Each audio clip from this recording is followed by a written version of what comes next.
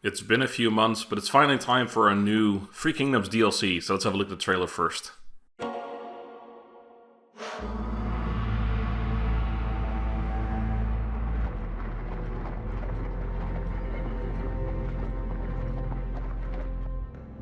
What makes one worthy of following?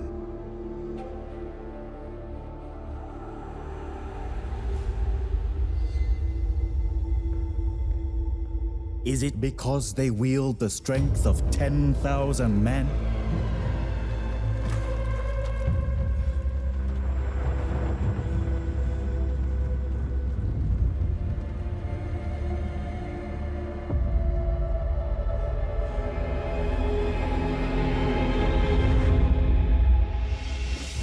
Or because they seek wealth and glory beyond measure?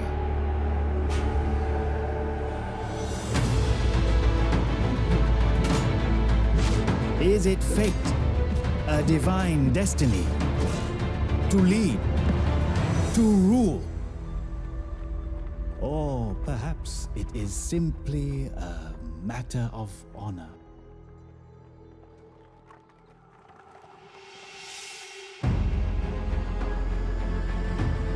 In the end, there is only one truth.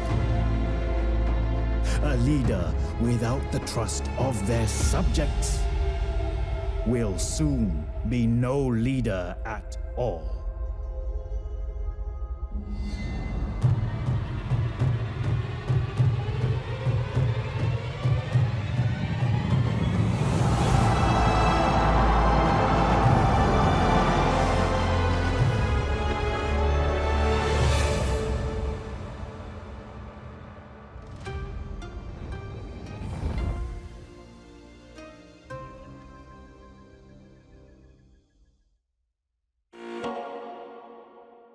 Alright, the Fates Divided DLC for Total War Free Kingdoms.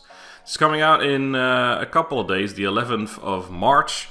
I will be allowed to start streaming or doing videos of this on the 2nd of March, next Tuesday. Which I will be doing. I think I'm actually going to go back to streaming for a little bit. I might stream an entire series, or I might just stream the first couple of days and then continue into a regular video format. I'm not entirely sure yet what the plan is, but I will be definitely covering this DLC. I'm excited. It's been a little bit since the last DLC, and I didn't even cover that one so much, which is a bit disappointing because it's actually probably one of the more interesting ones. The Furious Wild, I think it was called, obviously the Nan Man. But hopefully this will get me back into Free Kingdoms properly.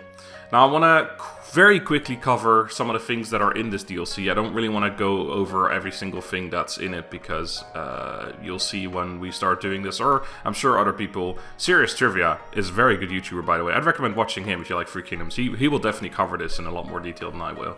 I'll put a link in the description to his channel. Tell him I sent you. Anyway, so one of the main things, well, obviously this DLC is about the battle between Cao Cao and Yuan Shao.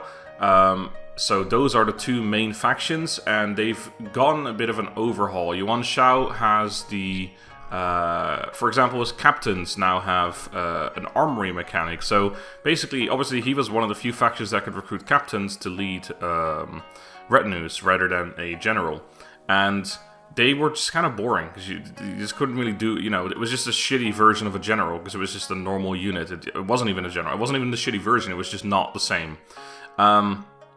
And now you have the armory, so you can upgrade them and choose different things for the captain of that retinue to differentiate a little bit between them, make them a little bit more interesting, which I think is very cool.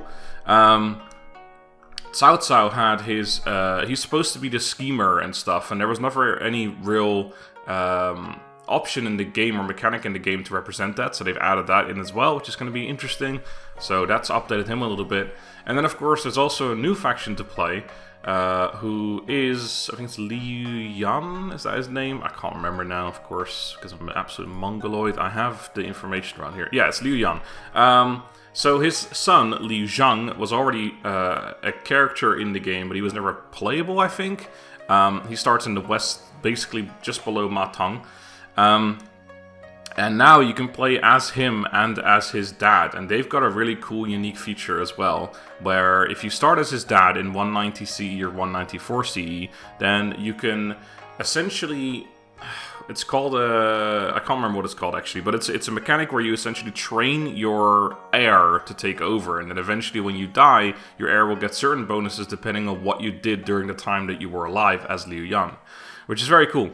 If you start in 200 CE as Liu Zhang himself, you basically get some of the random things that the AI did before that starting point, so you don't really get to benefit from that mechanic. So I think the earlier play dates with him are going to be very interesting compared to the later one.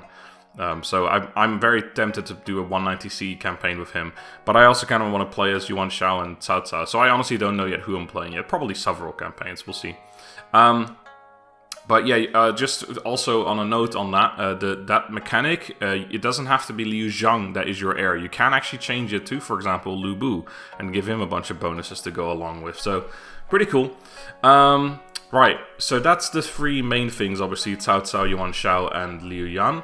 And then, of course, there's a plethora of new units, I think 20 new units, including what is a Northern Army. I don't know exactly, I haven't looked at the DLC enough yet myself, but the Northern Army will pledge to either Cao Cao or Yuan Shao when their faction leader reaches rank 7, and then you'll get some Northern Colonels, and then a whole load of Northern Army units, which are like really strong late game units. I think I haven't checked the stats yet, but I think you can compare them to the Emperor units from the Mandate of Heaven DLC, I think it was.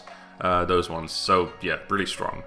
And then of course there's a lot more stuff. There's no free LC this time with this DLC, but there is a massive patch, and that's the thing, is that the Cao Cao and Yuan Shao updates, they are coming in the patch, not in the DLC. So even if you don't get this DLC, you'll still get updated versions of them. And that's just like a lot of stuff basically being added. So there's no free DLC new character to play or anything like that, but there is, updates to the current ones. And of course, there is something else that I was going to say, but I've totally forgotten what that was. So I will not say it, probably, because I can't remember. Anyway, yeah, so, and also the Emperor is now a thing. The Emperor is going to become like a... There's the Restoring the Han. That was a big one as well. Restoring the Han mechanic. And then, yeah, basically you can get the Emperor as a character. He's not a deployable character, apparently. I specifically asked that question because I remember the Emperor from the Mandate of Heaven DLC wasn't deployable either. He's deplorable, though. Anyway, so yes, there's that, which is cool. And basically, yeah, it's just a lot of new stuff, which is sweet. More updates for Free Kingdom is definitely something that I'm happy with. So, like I said, I'll be playing this, or from the 2nd of March, next Tuesday. I am allowed to do, I think, 14 hours of... No, that can't be right. I'm allowed to do 8 hours of streams in total during those 3 days, the 2nd, the 3rd, and the 4th of March. And then on the 5th of March, the embargo drops entirely, also from the verified partners. I'm a full-on partner. There's 2 levels of partners. Let's not get into that right now. And at that point, everyone that is even a minor partner with CA is allowed to start doing their content as well. And for us, it drops completely, so we can do as much as we want from then on. So again, like I said, I don't know if I'm going to be doing a full campaign or several campaigns in stream format, or maybe just do a couple first days in streaming and then turn it into a video let's play. I don't know yet, but we'll see.